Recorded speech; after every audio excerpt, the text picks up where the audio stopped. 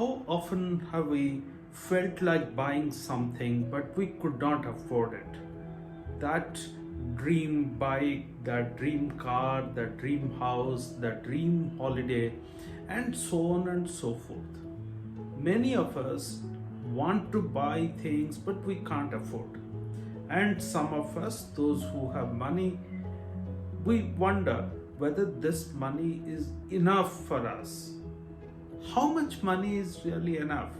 When we have money at hand, we wonder how much to spend, how much to save.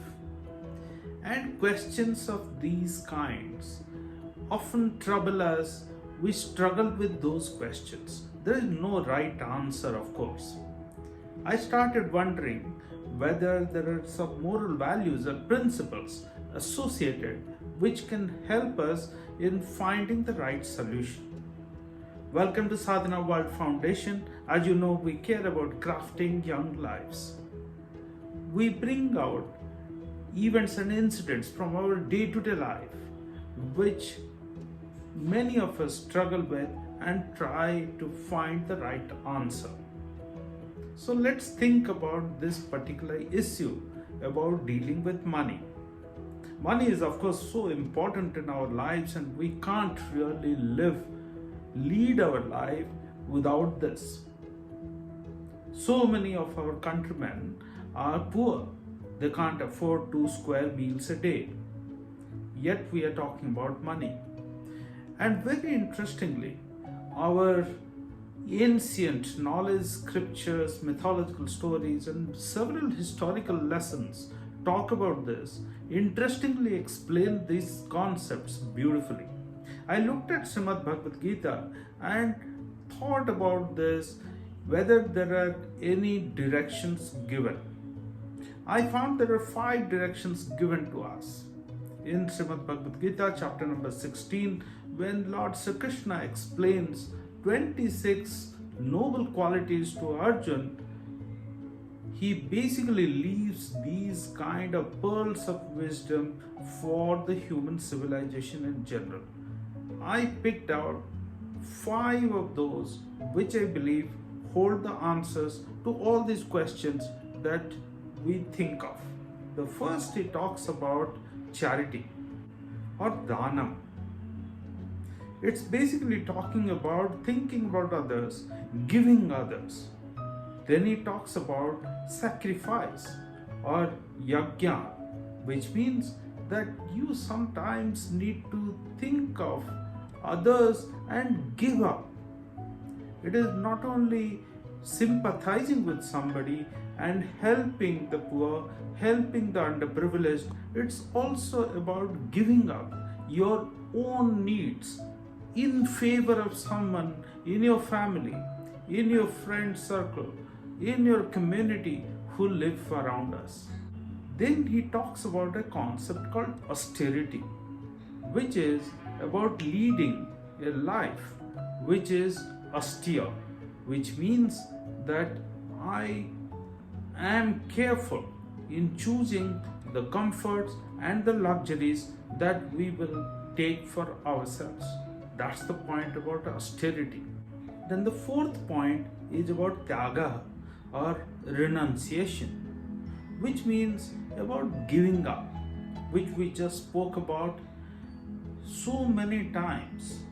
We wonder that whether this is something which I really need. I need it because my friend has it, because my neighbor has it. If I have it, then my prestige, my social status will increase. These are some kind of thoughts which cross our mind, and then we start desiring for it. I want to go on that holiday. I want that beautiful phone. I want that beautiful house, and so on and so forth. There is no end to this. And finally, the 5th one that I found very interestingly given here in Srimad Bhagavad Gita, as well as many other religious texts, spiritual guidances, directions which are given to us, it also talks about the same thing. The 5th one is ololuptam, which means absence of covetousness. That means desiring, longing for it, If I don't get it, I feel very disappointed, very frustrated. I'm always after it. That is covetousness or luluptam. So he talks about a concept of opposite of luluptam, which is aloluptam, which means absence of covetousness. So these five principles, if I make them our own, then all these questions about how much money is really required, how much to save, how much to spend, if I don't get something in my life, how do I treat this? All these questions will become clearer. Think of the Greek mythological story about the King Midas. We all know that King Midas was a big giver. However, he was longing to become the biggest giver ever who has come on this world, and he was trying to acquire some power to become the biggest giver. Then what happens? His boon is granted. He is given a boon that anything that he touches will turn into gold. Then his family members, whom he loves so much, and he is so much attached with them, turn into gold. They become mere objects. Then he realizes the mistake that he has done. Think of our Hindu mythological story about the friendship of Krishna and Sudama. Sudama was from the Brahmin family, while the Krishna was from the royal family. They all studied together under the same sage in the same school. Over a period of time, Sri Krishna becomes the king and Sudama leads a very austere and poor life. They meet, and then Sri Krishna understands that Sudama is extremely poor. However, he treats Sudama with a lot of love, affection, and great depth of friendship. And jokingly he asks Sudama, "What have you brought for me?"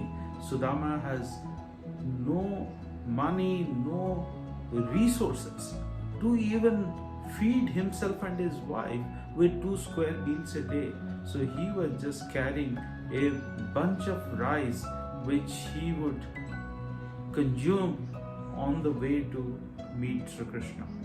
So that's the rice, the parched rice that he gives to Sri Krishna. And Sri Krishna accepts that with tremendous amount of satisfaction and delight.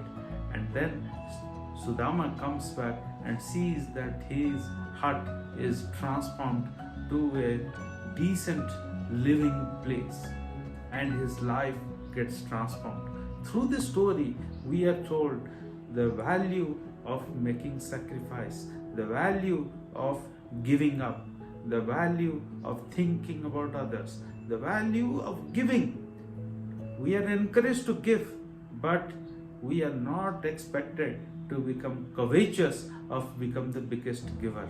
So its life is all about the balance between giving others, thinking about others, leading a responsible life where we control our desires, control our needs. We always ask this question, do I really need it? If I need it, what do I do with this? What do I leave this world with?